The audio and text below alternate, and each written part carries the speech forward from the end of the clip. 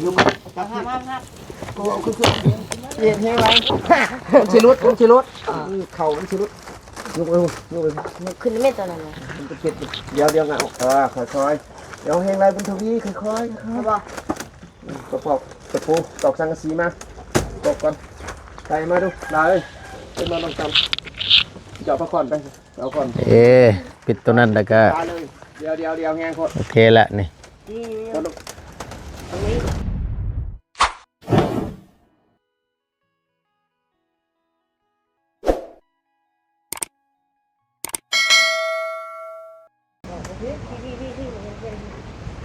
จะต่อก่อนแน่ๆครับต่อเพิ่มก่อน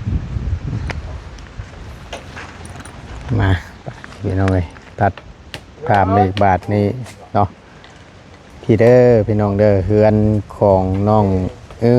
น้องตันเนาะมาในห้อมนี้ถือว่าใส่พากำลังตีพาอยู่พี่น้องเลยพากระจาดแอมเนาะน้องบุญทวีเป็นคนตอก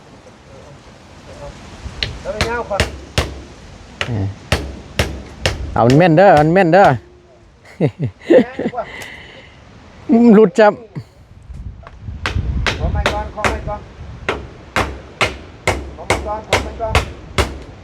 อาเงี้ยเลยพี่น้องทักทายสบายดีและสวัสดีบัดชุกุสุคนเด้อพี่น้องเด้อ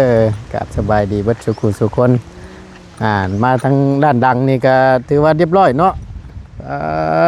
ตัวในแอมได้ยังเรียบร้อยปาดนี่ถือว่าใส่ปลากระจัดปวดจังว่าเป็นสามชาไปน้ำบาดนี่โอ้ยเนาะพี่น้องเข้าไปเบิ่งข้างในก่อนมุดเขานี่แหละอึ๊บล้มมันนี่กับล้มแท้ล้มว่าพี่น้องเลยบอกคืออยู่ใส่ให้ได้ล่ะรับมาไอ้เนี่ยโก้คักกันสิเบิดแท้ให้แล้วก่อนกินเบิดเด้อคือลมดีแท้มื้อนี้ก็ลมดีเป็นพิเศษแท้มื้อนี้เนาะโอ้ยใช่มาจอบฮะใช่มาจอบใครแล้วล่ะลูกชายมาจอบแม่นบ่มาเลือใจดีพายเพ่ป่านมาอยู่สบายดีนะเด้อสบายดีพูนเฮ้ยโอ้ยเจ้าบ่เห็นข่อยลำมื้อน่ะบ่ว้าวดีนะพ่อใหญ่ว้าวว่าข่อยไปลำต้องสาวมาลำบรรณเพกบ่เสียเงินบ่ข่อยลำมาเอาไก่มาให้ตบข่อยยังบ่ได้ต้มแล้วก็ผูกไว้ก่อนข่อยว่าเปิดมาก่อนก่อนสิลำเลยกินน้ำกันบาดมื้อนั้นบ่เพิ่นลำสุพังแล้วมีแต่ว่าเอาเงินจ้างบ่แล้วข่อยนี่ไปถามเบิ่งเจ้ามาบ้านอยู่เกิดกำเขตแห่งแดนใดข่อยว่าใช่ใครว่าจ๋าเดี๋ยวสิมาหาน้องเตาะต่อยต้องเว้าไปเว้ามาบ่ย่อข่อยคอไปคอมาเห็นจับไก่ข่อยบ่ข่อยว่าก็ต้มไก่พุ่นจับมาให้อีหลียันเว้าถือข้อแล้วเนาะยันลองถือข้อแล้วเบิ่งคักแล้วเฮานี่แล้วเพิ่นเว้าถือข้อกินบ่กี่ทีเว้าถือบ่ถือข้อได้ก็บ่ขายแล้วแม่นความอยู่ได้เนาะโอ้ยดอกเอ้ยคักลูกสาวเพิ่นเอาบักแตงมาให้โอ้ยข่อยว่าบุญหลายสายยาวและเจ้านี่นะโอ้ยนี่แล้วเพิ่นว่าบุญฮอดยอดแก้วมันก็บ่ไกลนะบ่ผู้ดีไก่บินตกเอา2ดอกลูกควายบินควายอยู่แน่นคักปัญญังบาดนี่เนาะได้กินต้มไก่ซะบาดนี่ยังบ่ได้ต้มถ่าก่อนถ่าเมื่อพุ่นละเราจะฮะแม่นบ่ห่วยคำถ่าเขาเกิดหามือโดนแล้วใช่บ่ยากได้บ่ยากได้เฮาน่ะมาอยู่คุมือนี่ได้เวลาแล้วก็สิซื้อเครื่องมาดอกบ่ยากหรอกบ่เพิ่นก็นิสัยใจคอดีอยู่ได้แต่จากลำเนี่ยต้องมีกะคือว่าหั่นแหละ กะคอยกะคอไป ไปถามข่าวเบิ่งว่ามันเป็นอะไรกบไปสาเหตุ โดย คือจะเป็นพ่อว่าล่ำเงินหด2 ล้าน3 ล้านแม่นตะบ่ข่อยถามไปทำมา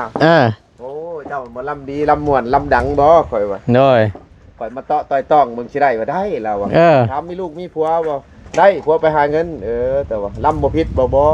ข่อยก็ล่ำใช้นิดๆหน่อยๆนั่นแหละล่ำเกี่ยวไปเกี่ยวมาเพิ่นก็ใส่แล้วพี่ชายอยู่ดึกโอ้ธรรมชาติคักบาด เป็นแต่ม่วนเนาะฟังเว้านี่ก็ เกี่ยวแล้วอดหัว นี่แหละเก็บอยู่แล้วว่าเมื่อบ่สิมาต้มไก่กินอยู่เพื่อนข่อยว่าข่อยลำไปลำมาย่านผัวเจ้าให้ป่ะบ่ย่านดอกกันเพิ่นเว้าหั่นนะตั้งใจเมียข่อยก็อยู่ โดย ข่อยละดึกแล้วข่อยบ่อยากง่ายแล้วข่อยก็อยากนอนล่ะมื้อเช้าเด้อ นั่งลิ้นเกม ใช่มาเฮ็ดจับมาให้โอ้โหสวัสดีขอบใจเพิ่น อะไรจะพูดวะ โอ้ยเนาะ ตักแรกไปว่า ยันซอยตึกก่ออยู่หั่นเนาะ นั่งกินน้ำ เดี๋ยวมาช่องแล้วมื้อเช้ามาห้องแวะจะข่อยเอ้า อย่ามันข่อยก็สิเวียนไปเวียนมาอย่างนี้แหละข่อยว่ากันบ่ได้กินไก่ง่วงตรงนั้นคือสิบ่ยอมแหละข่อยขึ้นหั่นนะ มีไก่ง่วงบ่ โอ้มีแล้ว โอ้ย แสน บ่ เบ้าไปเบ้ามาแล้วตัวคองบอกไก่ตัดนั้นลูกข่อยจะกินข้าวแล้วบ่มีน้ำกินมื้อนี้วะบอกเอามาแล้วบ่ตีสิลูกกันแล้วเอาไก่มาให้ข่อยซะข่อยว่าเดี๋ยวมันกินไก่น้อยก็กินว่ะตัวหน้ากินตัวใหญ่ว่ะ เอาตัวน้อยไปก่อนแม่นบ่ ตัวน้อยไปก่อน เอาว่าแล้วก็เชิบมานะว่าแล้วก็เนาะอ้อยไปก่อน เห็นบ่เขาแทงงัวแทงควายนี่คันบ่แทงบัดเดียวมันเจ็บในหูดังมัน โดย ค่อยแย่ค่อยเชียนมันนะมันก็ห้วยมันเข้าลิ้นพูดเข้าแล้วบาด จะรู้อันนี้คือกัน เอาเชือกซ้ำนี่ก็บ่เจ็บมันหูจักมันหูเมื่อเลยเนี่ยตอนน้อยๆนี่ยันแต่มันเจ็บ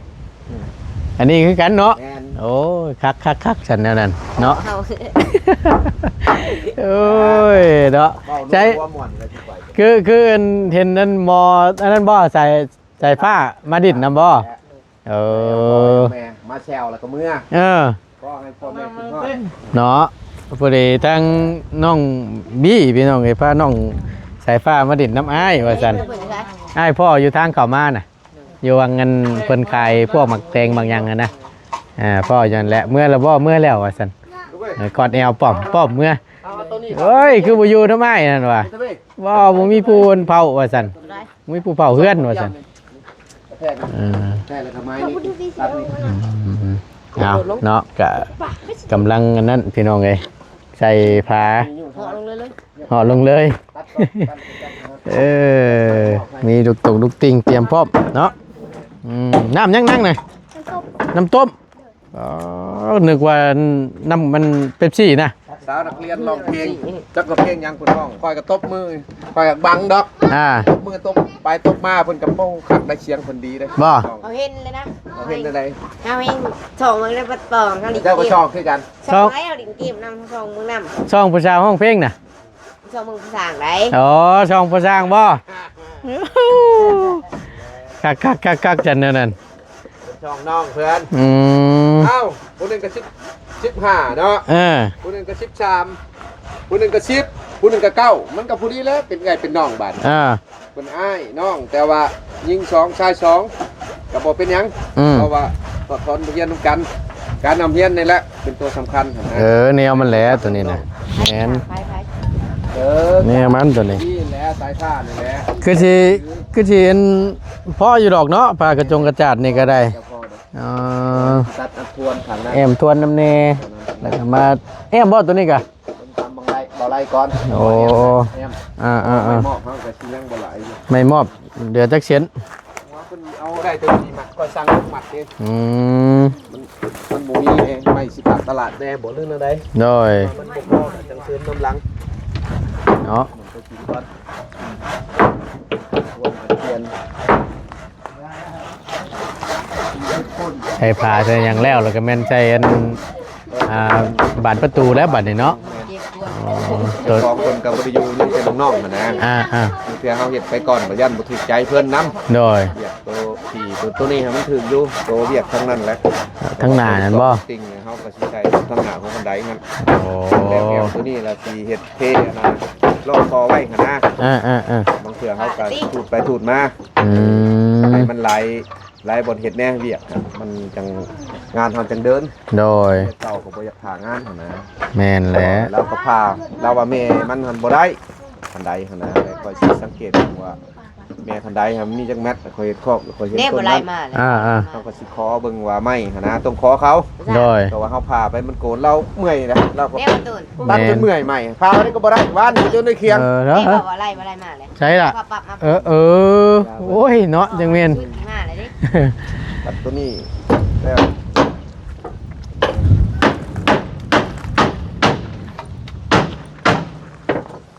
เฮ็ดให้เพิ่นเรียบร้อย อืม นี่เนาะคนทุกเย้มาแทกคนนี้นี่รอบนี้นะ แนบใครแนบหัวน้ำแน่เนาะอืม จะตอบเขาได้เอา ไอ้นี่บริการตัวนั้นมา ก็ถือว่าได้แอมแล้วก็บ่ล้นล็อกพี่น้องให้แล้วตัวนี้นะแม่นเฮ็ดบ่ดอกบันไดน้ำแน่ว่าซั่น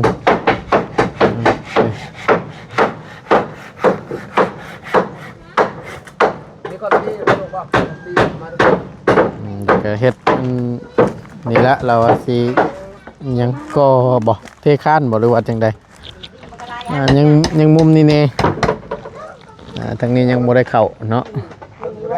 ปิดตัวนี้แล้วไปปิดตัวนั้นแม่นโอเคละบาดนี้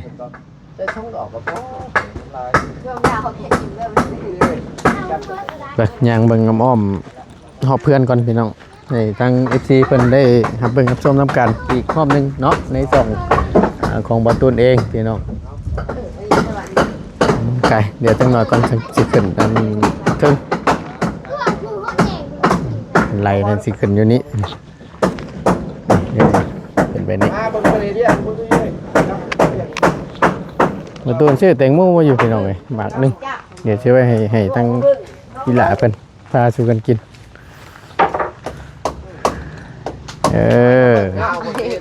บ่ได้บอกจับบอกว่านั่งเบิ่งเห็นวิวก็เบิ่งอยู่ดิ นั่น หาแล้วบอกให้เอาเบิ่งเขาไม่ได้บอกให้เอา เชียง จับ เหนียงนี่นะ ต้องบอกให้เบิดได้อเสียผู้ใหญ่ๆเอ้ยบอกให้เบิดเด้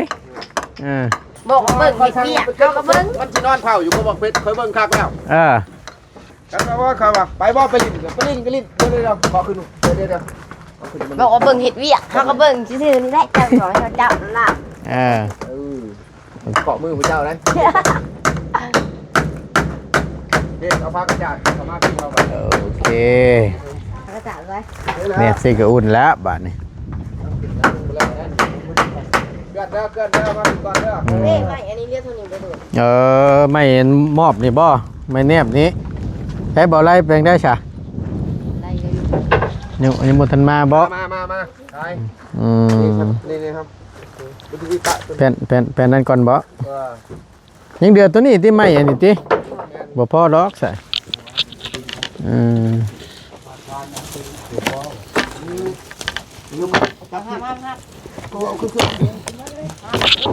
โอ้ยบุตรีเตี้ยลีรอโอ้ยบุเท่านี่แข็งๆได้ไหมค่อยๆจะเห็นแห้งแล้วมันชิลุดเข่ามันชิลุดยกไปขึ้นไม่ตัวนั้นเลย มันจะเก็ดเดี๋ยวเงาค่อยๆเดี๋ยวแห้งไรบุญทวีค่อยๆ เขาบอก กระปอกตะปูตอกสังกะสีมาตอกก่อนใส่มาดูได้เลยเป็นมาต้องจำจะเอาผ้าคอนไปเอาคอนโถหินเป็นบนตะปู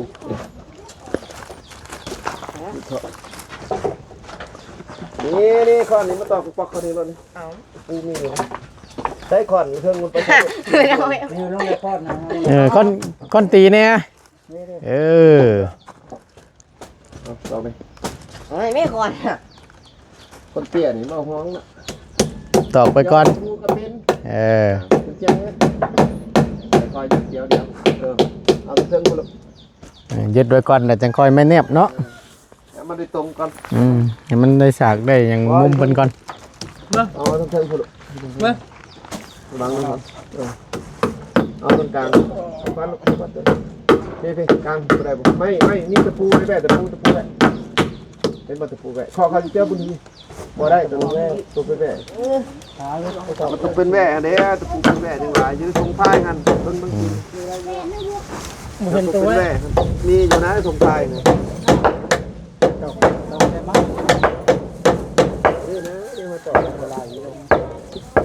อันนี้ จะตอกเทิง มันหยาเลยเดี๋ยวบ่เห็นเพชรมันหยาไปนะร้อนขึ้นมันตรง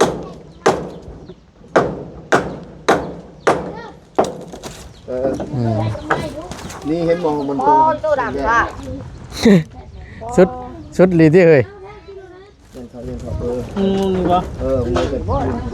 เคาะมันเลอะมันกึกจะจึงตอกไซ ไอ้เหี้ยอะไร คนตีเดียวจึงตอก ไม่ทำได้ขอหัวหมู่บ้านกูจะเห็นก็เกิด บ่ ก็เอาที่ได้ก็เกิดเลยว่า ไปถือก็ได้ถือหัวเจ้าบ่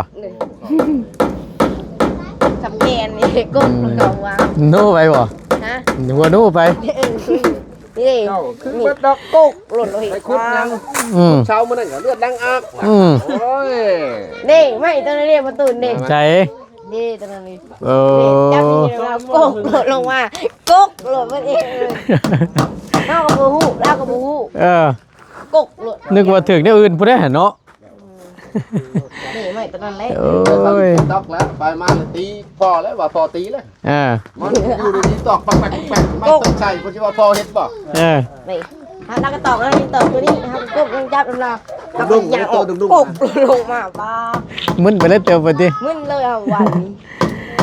ก็ว่าอันนามาซิมนี่ก็บ่พอล็อกฉันพวกไม้ตัวนี้ผ้าไปแป้นตัวนี้ใส่รถไปยังนี่นี่พอดีเลยเด้อนี่ มึงก็จะขั้นใหม่ บ่ได้ใส่บ่ไม่แป้นนี่ เพิ่นยังสิใส่นั่นถูกป่ะ โอ้ยังเหลือจังงั้นน่ะสี่บ่ นั่นแหละหา อันนี้ได้อยู่บ่ตัวนี้ได้อยู่บ่ตัวนี้ บ่ได้ เนาะ ได้แต่สี่อัน น่ะบ่ได้หรอกตัวนี้ได้อยู่คำว่าเอาช่วงสั่นมันตัวที่มันยังแข็งแรงนี่ แหวนนี่คงพายขนาดอะไร เอาให้เพิ่นเอาขึ้นอีกล้านหนึงไว้ก่อนเดี๋ยวจังค่อยขึ้นเบิ่งด้านบนเดี๋ยวทั้งๆพี่น้องปิดตัวนั้นแล้วก็ เดี๋ยวแห้งโคตร โอเคละนี่ ลงมาอีกลงมาอีก นี่อยู่ทางใต้ ลงมาอีก ลงมา ลงมาอีก พายอยู่ใส่ อีกพอ โอเค ปูมาลูกปูคือเก่าก่อนเฮาก็ใช้ว่าสิปะให้เขาเอาตัวแบกฮะ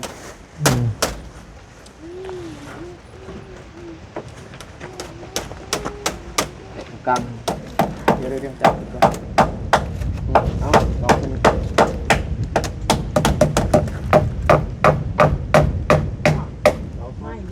ตอกประคองมันอยู่กันเดี๋ยวจะคอยเอาอันไม่มาเน็บบัดนี่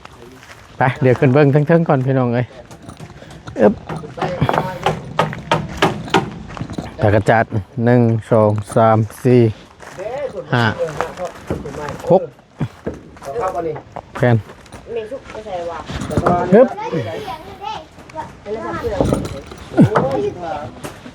อึ๊บโอ้คักปัญญังบาทนี่ตึงอยู่น้องนางสบายดีเด้อสบายดีใช้ห้องเจ้าห้องไหนห้องเจ้านะกับน้องนี่เป็นนอนห้องนั้นตัวนี้ดิพอกับแม่คักแล้วสันบาทนี่เรียกเอามุมนี้เลยบัดนี้ห้องนี้เลยเนาะมาห้องนี้มันกัดเกลี้ยงแล้ว มาเลยเดี๋ยวเลยส่งเดี๋ยวเลย ตอกใส่ ทำเขาลงมือ โอเค โอ้ยเตะผ้าฉันเนาะเตะผ้านะครับเอาไว้เนี่ยถึงบ่ถึงตัวบ่ถึงเนาะ ถึงบ่นี่ ถูกใจเพิ่นยัง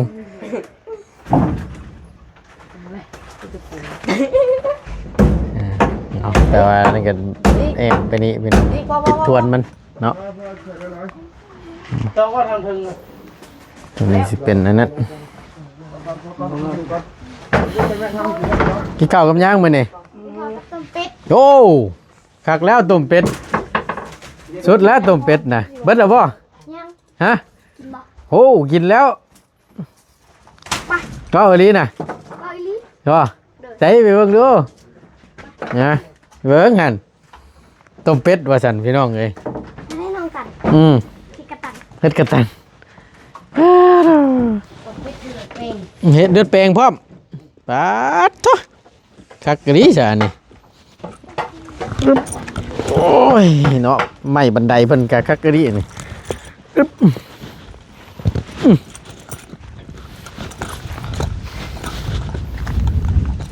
เป็ดผู้ใหญ่เห็นบ่เอ้าพอสร้างชื่อบ่นึกว่าตัวต้มชูเพิ่นกินได้บ่แม่นบ่ตายชื่อมาแต่ไส มาแต่เพื่อนน้องมา เออบ่ปาดโถ นี่ได้ตบเป็ด ใส่เบิ่งหั่น บ่ เบิ่งระเบ้าเบิ่งก่อนวับโอ้ได้การเนี่ยนี่ กินบ่ กินดีเบิดแล้วบ่ อิ่มแล้ว อีกเบิดแล้ว เลย บ่ อืม เฮ้ย อิ่มแล้ว ถามเบิ่งบ่ยาวเบิ่งดูบ่ไล่เบิ่งดู หึ บ่ไล่มาเลยมากินก็กินน้ำกันนั่นแหละเฮ้ยเนาะไปผู้ดีเลยทั้งระเบ้าชื่อมักนั่นแตงโมมาให้พอได้พากินมาเอาน้ำระเบ้าพี่มามานี่เอามาข้างใจไผ่นี่มันจะหวาไปแล้วก็มาอุ่นใจไผ่นี่ว่ะเฮ้ยต้มเป็ดได้เท่าต้มเป็ดบ่ยาวเลยต้มเป็ดแล้วน้องเพิ่นชวนกินนั่นต้มเป็ดว่าซั่นรถยังเคยมานี่เนาะตึมๆมาเลยเอาซั่นแล้วว่าบ่มีหยังมาต้อนมีหมักแตงโมแหละนาง ใจ โดยพอได้กินเด้อ เลย โอเค กินบ่ กิน กิน ตามมึงดูบ่ยาวนี่ กินบ่เบาหยัง เราก็สิว่าใส่บาตรตามยาคูบ่ว่าแล้ว บ่กิน บอกซื้อได้น่ะก็ซื้อย่อมากินคือเก่า เลย อุ่นล่ะเอ้ยอุ่นนี่มันฮ้อนเด้อ เลย โอเคไปฉันอยู่ดีมีแฮงสบายดีพี่น้องก่อน สบายดี สบายดีพี่น้องไปขอบคุณหลายๆเด้อพี่น้องเด้อทางบ่ตูนจะได้ขอจบคลิปปิดคลิปก่อนเนาะอยู่ดีมีแฮงพบเจอกันคลิปหน้าเด้อพี่น้องเด้อเนาะในคลิปนี้ผิดพลาดประการใดคำว่าบ่ถูกบ่ต้องบ่จบบ่งามบ่ตูนกราบขอโทษขออภัยนำพ่อแม่พี่น้องหลายๆเด้อพี่น้องเด้อเนาะอยู่ดีมีแฮงพี่น้องสำหรับคลิปนี้ไปแล้วสบายดี